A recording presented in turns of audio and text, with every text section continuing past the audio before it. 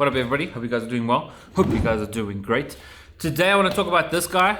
This is the Nisi, I think that's how you say it, Nisi Variable ND Filter 1 to 5 Stops Pro Nano True Color. The packaging right off the bat feels very premium. The guys from landscapegear.co.za said to me, do you want to try it out for a few videos? Tell us what you think. Give us your opinion. I'm going to compare it to the one that's on here right now. I'm going to take it off to show you guys. It's going to get real bright real quick. Hold up. So that's what the ND filter does. You see how bright it is now?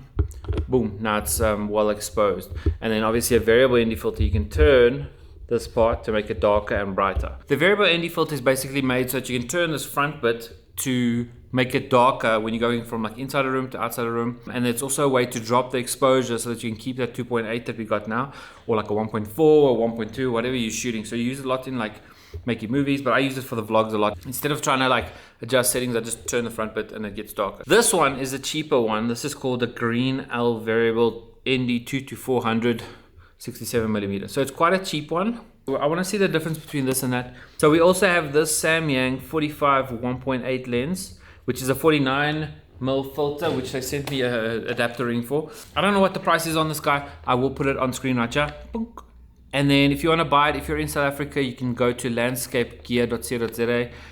They didn't sponsor me, but they did send me this to try. So no money for this, but I do get to keep it. So maybe I'll be a little biased, but I mean, look at the premiumness. Hold on. Look at the premiumness of the like packaging even. I mean, come on. Ooh. And we've got a little packet. That's pretty cool. Check it out. Very nice feeling. Very fancy stitching and name and then you got the filter. Boom. And then it's like two-tone, which I've never seen before.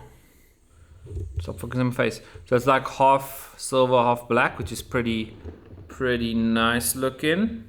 So this is, I guess we could put on the lens and just keep filming, but this is 1, and then this is 5.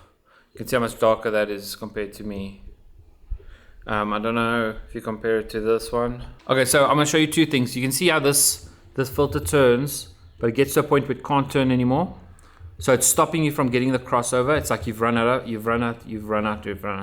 And then what you can see here is this one can keep rotating, right, forever. You can just go dark, right, dark, right. But then there's this problem where the things cross over and makes an X. So you won't get that with this because you can't by accident go over. But I'm gonna show you real quick. Okay, so we're on the least bright now, and if I darken it, you'll see at a point it's gonna go pitch black, and then you see that point.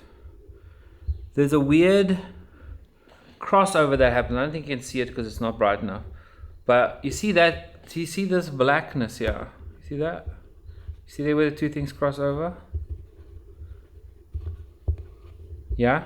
That is a big problem because when you're working, you can't actually see what you're doing. So you just darken it till you can't anymore, and then you get this weird spot where it's a bit strange. Whereas now the other one won't do that. But let me swap this out.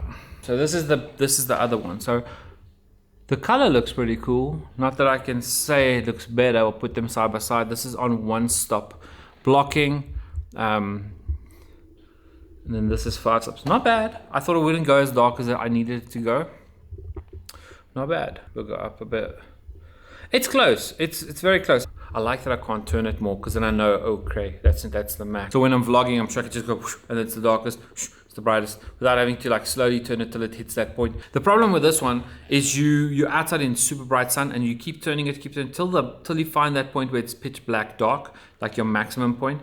And often the like markings are on the bottom of the lens, so you have to like look under it, and it doesn't work so well. So it's nice that you can just turn it and it stops. Very impressed so far. But let's do some stuff. Let's find a model, let's do some B-roll, and let's just have some vlog type fun. If you have questions or tests you want me to do, drop it in the comments below. I will do it for you gladly. I'm pretty sure I'm going to hold on to this guy like for a while. So, come, let's go. It's been a few weeks since that video you just saw.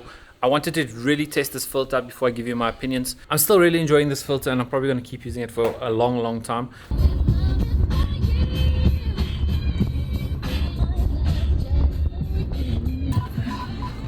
Where are we going? I don't know. It's not the chocolate place you told about. Oh. Where is that? Four-way. No, that's four ways.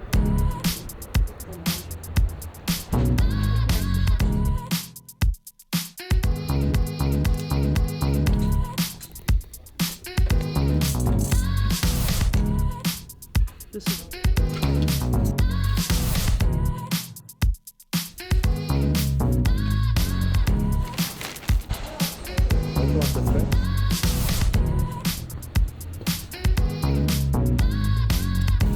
better because you can actually see what it is. I'm looking at it the wrong way.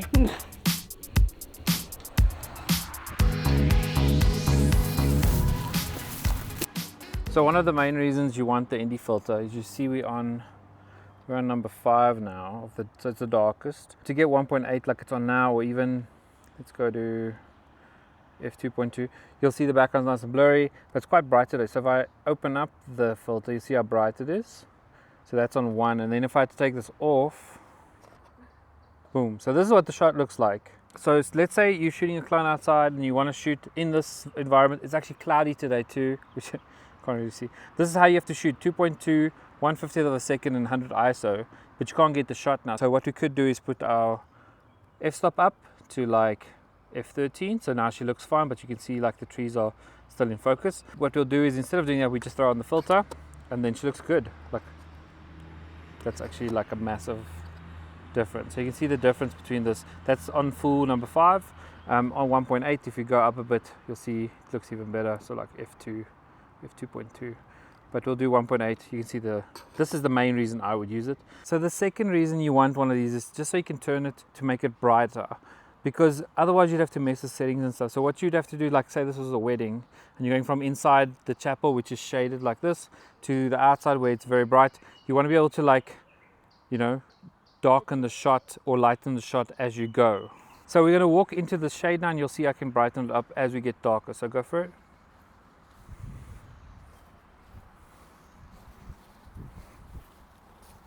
And then as it gets dark, I just turn the filter to adjust, and then she still looks cool. We don't have to like stop the clip or anything. Because I like to shoot 24 frames a second for that cinematic look, which means you need 1/50th of a second shutter. I like to shoot wide open, big apertures, which gives you blurry backgrounds. That means I stay at like 1.8 or 2.8. And to do that, usually even in this setting where it's like very cloudy, you need to keep the shutter down, and the only way to do that is put a filter back on it. When I vlog, I'll film a clip just now. I put it on auto ISO, I put the filter on, and then I just turn it darker or lighter to keep it as low as possible, and that's how I walk around. And the fact that you can just turn it to make it darker or lighter is like ideal, because when you're running and gunning, you don't have time to swap that filter out for another one. So the next thing you would use this for is if you had a flash, like most flashes these days can do high-speed sync, but if you had an older flash or like a manual flash, you can't do high-speed sync, so you need to keep the flash setting like 1/160th or 1/200. Then to get a blurry background, you need to be 1.8, and that's the same problem. You need to darken the shot somehow. So the filter does the job. So this is the 8300. It can do high-speed sync, but we're going to do non-high-speed sync. So we'll do 1/60th of a second, 1.8, and then we'll just use the filter to darken the shot and then flash her with it. So it's more of like if you couldn't afford a flash with high-speed sync, the filter will come in handy. So these are the settings I want to use, which you can see it's too bright. It's 160 because that's the flash sync. 1.8 is the f-stop I want to use, and then like it's on 100 ISO, so you can't go anywhere else with it. What we want to do is get the shot darker so that the background's darker, and then we can flash it. So normal strobist kind of technique. So we're going to put the filter on. So we're on number 1 now. We could make it even darker if we want to get more dramatic, but we'll leave it on 1. So that got the shot to the, actually let's go, this is number 3. So you can see what the shot looks like now. So I'm going to switch to photos and then take a photo with the flash. You'll see this is the photo without, and then I'll show you with the flash.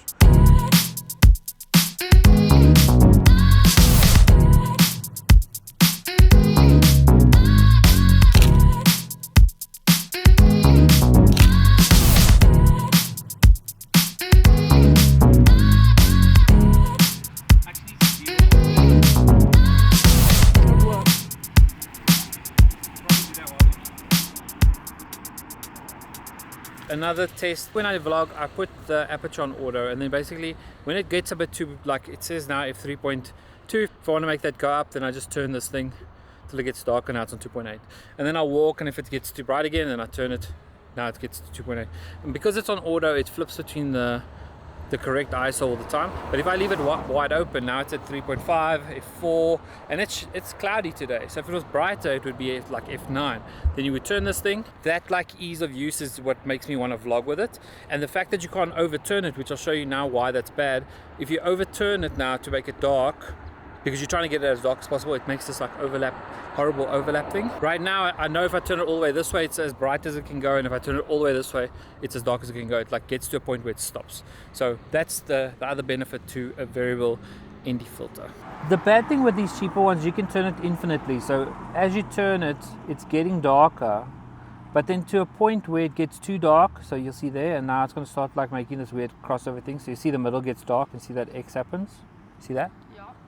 So that is the two things inside there that crosses over. Now with the other one, you can't do that by accident because you'll get to the darkest point and it won't go anymore. Whereas this one, you never know. So you turn it because you want it darker, then you're like, oh no, that happened, then you go back. And on a bright day, sometimes you'll get to here and you think it's right, and when you get to the editing, you can see like there's a weird black patch. So the biggest reason I want the other one is it can't go further. I can show you better now. So when you turn this thing, it's on 1 now, and then when you turn it, it goes to number 5. And you can't go further, so you never get that crossover. So this is one of the biggest reasons why it's so cool. Also, look how nice and silver and pretty it is. It's a very premium feeling. The ridges are quite nice to hold on when you're turning. And it looks very cool with the A7C that's silver as well. Future Rob here.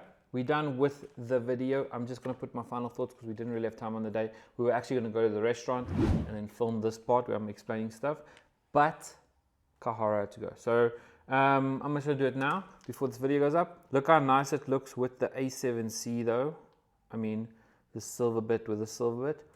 Ooh. So would I suggest this filter? Yes, very, very much. If you guys want to buy it and you live in South Africa, they have given me a discount code. So the code is here on the screen.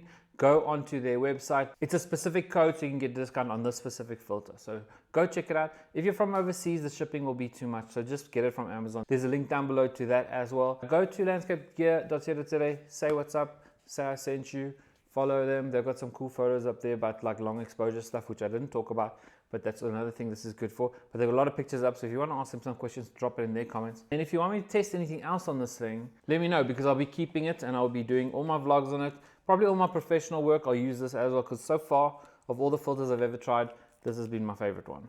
So thank you to them for sending it to me to try, trusting me with their stuff and my opinions and things. If you want to try some software, build a website, or just get some cool stock footage, there's links down below, all affiliate links, all supports the channel.